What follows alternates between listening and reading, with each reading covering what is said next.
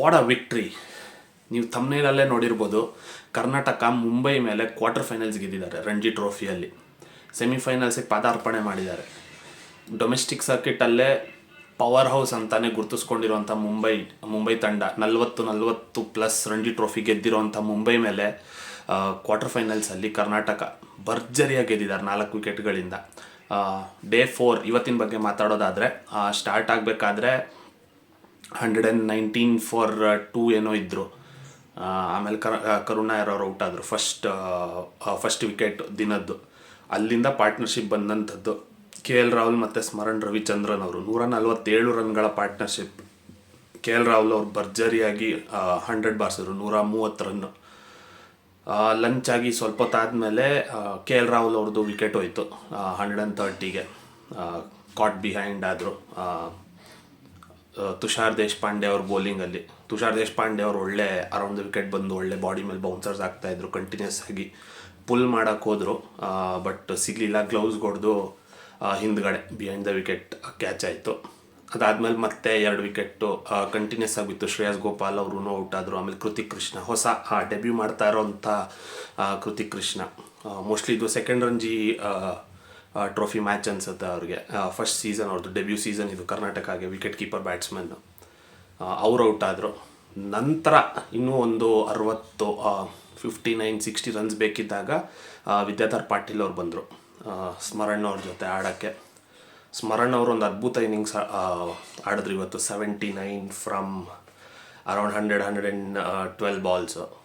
ವಿದ್ಯಾಧರ್ ಪಾಟೀಲ್ ಅವರು ಬರ್ತಾ ಇದ್ದಂಗೆ ಮೊಮೆಂಟಮ್ ಚೇಂಜ್ ಮಾಡಿದ್ರು. ಒಂದು 6 ಒಂದು 4 ಹೊಡೆದು ಫೈನಲ್ ಸ್ಕೋರ್ ಅವ್ರದ್ದು 31 ರನ್ ಹೊಡೆದ್ರು. ಸೊ 59-60 ರನ್ಗಳಲ್ಲಿ 31 ಅವರೇ ಹೊಡೆದಿದ್ದರಿಂದಾಗಿ ಪ್ರೆಷರ್ ತುಂಬಾ ಕಮ್ಮಿ ಆಯಿತು. ಆ್ಯಂಡ್ 4 ವಿಕೆಟ್ಗಳ ಭರ್ಜರಿ ಜಯ ಬೇರೆ ಗಳಿಸ್ಕೊಂಡ್ರು. ನೀವು ಇದಕ್ಕಿಂತ ಮುಂಚಿನ ಮ್ಯಾಚ್ ನೋಡಿದರೆ ಕರ್ನಾಟಕ 4th ಇನ್ನಿಂಗ್ಸಲ್ಲಿ ಚೇಸ್ ಮಾಡಿದಂಥ ರೀತಿ ಪಂಜಾಬ್ ಮೇಲೆ.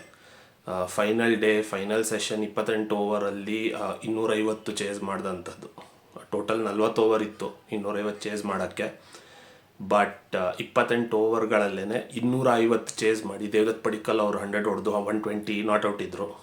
ಈ ಮ್ಯಾಚಲ್ಲೂ ಚೆನ್ನಾಗಿ ಆಡ್ತಾಯಿದ್ರು ನಿನ್ನೆ, ಬಟ್ ಔಟ್ ಆದರು. ಅದಾದಮೇಲೆ KL ರಾಹುಲ್ ಅವ್ರು 100, ಸ್ಮರಣ್ ರವಿಚಂದ್ರನ್ ಅವರ ಅದ್ಭುತವಾದ ಇನ್ನಿಂಗ್ಸು ಕರ್ನಾಟಕಕ್ಕೆ ಜಯ ತಂದು ಕೊಡ್ತು. ಸೊ ಸೆಮಿಫೈನಲ್ಸ್ಗೆ ಹೋಗಿದ್ದೀವಿ.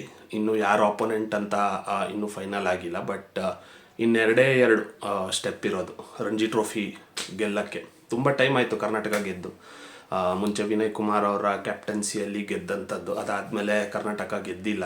ಸೊ ಈ ಸಲ ಆದರೂ ಗೆಲ್ಲಿ. ಸೊ ಮ್ಯಾಚ್ನ ಸ್ಟಾರ್ಟ್ಗೆ ಹೋಗೋದಾದರೆ, ಮುಂಬೈ ಫಸ್ಟ್ ಇನ್ನಿಂಗ್ಸಲ್ಲಿ ಬ್ಯಾಟಿಂಗ್ ಆರಿಸ್ಕೊಂಡಿದ್ರು. ಗ್ರೀನ್ ವಿಕೆಟ್ ಇತ್ತು ಮುಂಬೈದು. ಇದು ಆ್ಯಕ್ಚುಲಿ ವಾಂಖೇಡೆ ಸ್ಟೇಡಿಯಂ ಅಲ್ಲ, ಇದು ಅವ್ರದ್ದು ಇನ್ನೊಂದು BKC ಕಾಂಪ್ಲೆಕ್ಸ್ ಅಂತ ಇನ್ನೊಂದು ಗ್ರೌಂಡ್ ಇದೆ.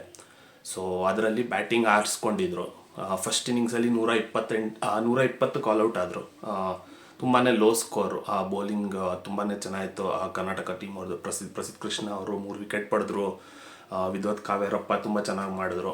ನಂತರ ಕರ್ನಾಟಕ ಬ್ಯಾಟಿಂಗ್ ಬಂದಾಗ ಚೆನ್ನಾಗಿ ಹೋಗ್ತಿದ್ದಂಥ ಇನ್ನಿಂಗ್ಸು ಸಡನ್ನಾಗಿ ಕೊಲ್ಯಾಪ್ಸ್ ಆಗುತ್ತೆ. 120 ಫಾರ್ 3 ಇಂದ 173 ಆಲ್ಔಟ್ ಅಂತ ಕ್ಯಾಪಿಟಲೈಸ್ ಮಾಡ್ಕೊಂಡಿಲ್ಲ ಅವ್ರು. ಜಸ್ಟ್ 53 ರನ್ಗಳ ಲೀಡ್ ತೊಗೊಂಡ್ರಷ್ಟೇ. ಅದು ಇನ್ನೂ ಜಾಸ್ತಿ ಲೀಡ್ ತೊಗೋಬಹುದಾಗಿತ್ತು. ಆದರೆ ಎಲ್ಲ ವಿಕೆಟ್ಟು ಒಂದಾದ್ಮೇಲೆ ಒಂದು ಬೀಳ್ತಾ ಹೋಗಿದ್ರಿಂದಾಗಿ 173ಗೆ ಆಲ್ಔಟ್ ಆದರು. ಸೆಕೆಂಡ್ ಇನ್ನಿಂಗ್ಸಲ್ಲಿ ನಂತರ ಮುಂಬೈಯವರು 53 ರನ್ಗಳ ಲೀಡ್ ಏನಿತ್ತು 377 ಹೊಡೆದಿದ್ರು. ಆಲ್ಔಟ್ ಆದರು ಅವರು 377ಗೆ.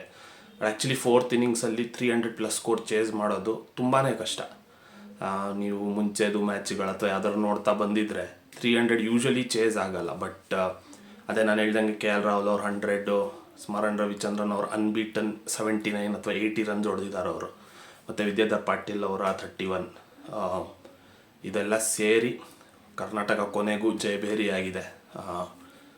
ಕರ್ನಾಟಕಗೆ ಕಂಗ್ರ್ಯಾಚುಲೇಷನ್ಸ್, ಕ್ವಾರ್ಟರ್ ಫೈನಲ್ಸ್ ಗೆದ್ದಿದ್ದಕ್ಕೆ. ಇನ್ನು 2 ನಾನು ಹೇಳ್ದಂಗೆ 2 ಸ್ಟೆಪ್ ಉಳಿದಿರೋದು ರಣಜಿ ಟ್ರೋಫಿ ಮುಡಿಗೇರಿಸ್ಕೊಳ್ಳೋಕ್ಕೆ. ಅದು ಗೆದ್ದುಬಿಟ್ರೆ ಮೋಸ್ಟ್ಲಿ 2014 ಅನಿಸುತ್ತೆ ಕರ್ನಾಟಕ ಲಾಸ್ಟ್ ಗೆದ್ದಿದ್ದು. ಅದಾದಮೇಲೆ ಸೌರಾಷ್ಟ್ರ ಆಗಿರ್ಬೋದು, ವಿದರ್ಭ ಆಗಿದ್ದು ಈ ಥರ ಟೀಮ್ಸ್ಗಳೇ ಗೆಲ್ತಾ ಬರ್ತಾ ಇದೆ ಹೊರತು ಒಂದು ಮೇಜರ್ ಪವರ್ ಹೌಸ್ ಇಂಡಿಯನ್ ಕ್ರಿಕೆಟಲ್ಲಿ ಕರ್ನಾಟಕ ಆಗಿರ್ಬೋದು, ಮುಂಬೈ, ತಮಿಳ್ನಾಡು, ಬೆಂಗಾಲು, ಡೆಲ್ಲಿ ಈ ಥರ ತಂಡಗಳು ಯಾವುದೂ ಗೆಲ್ತಾ ಇಲ್ಲ ರೀಸೆಂಟ್ ಟೈಮ್ಸಲ್ಲಿ. ಎಲ್ಲ ಚಿಕ್ಕ ಚಿಕ್ಕ ಸೆಂಟರ್ಗಳು ಅಥವಾ ಚಿಕ್ಕ ಚಿಕ್ಕ ಡೊಮೆಸ್ಟಿಕ್ ಯಾವುದ್ಯಾವುದು ಬೇರೆ ಟೀಮ್ಸ್ ಇದೆ, ಅವರೇ ಗೆಲ್ತಾ ಇದ್ದಾರೆ, ಅವೇ ಮೇಲೆ ಬರ್ತಾ ಇದೆ. ಸೊ ಆ ಜಿಂಕ್ಸ್ನ ಬ್ರೇಕ್ ಮಾಡಬೇಕು ಅಂತಂದರೆ ಕರ್ನಾಟಕಕ್ಕೆ ಇನ್ನು 2 ಸ್ಟೆಪ್ಪು. ನಾನು ಹೇಳ್ದಂಗೆ ಈ ಸಲ ಗೆದ್ದು ರಂಜಿ ಟ್ರೋಫಿ ಮುಡಿಗೇರಿಸ್ಕೊಂಡ್ರೆ ಇದು 9ನೇ ರಂಜಿ ಟ್ರೋಫಿ ಆಗುತ್ತೆ. ಡೊಮೆಸ್ಟಿಕ್ ಸರ್ಕಿಟಲ್ಲಿ ಕರ್ನಾಟಕನೇ 2ನೇ ಪೊಸಿಷನಲ್ಲಿ ಇರೋದು ಅತ್ಯಂತ ಬಾರಿ ರಂಜಿ ಟ್ರೋಫಿ ಗೆದ್ದಿರೋದ್ರಲ್ಲಿ. ಮುಂಬೈ 43 ಸಲ ಏನೋ ಗೆದ್ದಿದ್ದಾರೆ, ಅದಾದಮೇಲೆ ಕರ್ನಾಟಕನೇ 9ನೇ ಬಾರಿ. ಸೊ ಇನ್ನೂ ಗ್ಯಾಪ್ ತುಂಬಾ ಜಾಸ್ತಿ ಇದೆ. ಆದರೂ ನೆಕ್ಸ್ಟ್ ಸೆಮಿಫೈನಲ್ಸಲ್ಲಿ ಏನಾಗುತ್ತೆ ಅಂತ ನೋಡೋಣ. ಅದು ಗೆದ್ದರೆ ನೆಕ್ಸ್ಟ್ ಒಂದೇ ಸಲ ಫೈನಲ್ಸ್.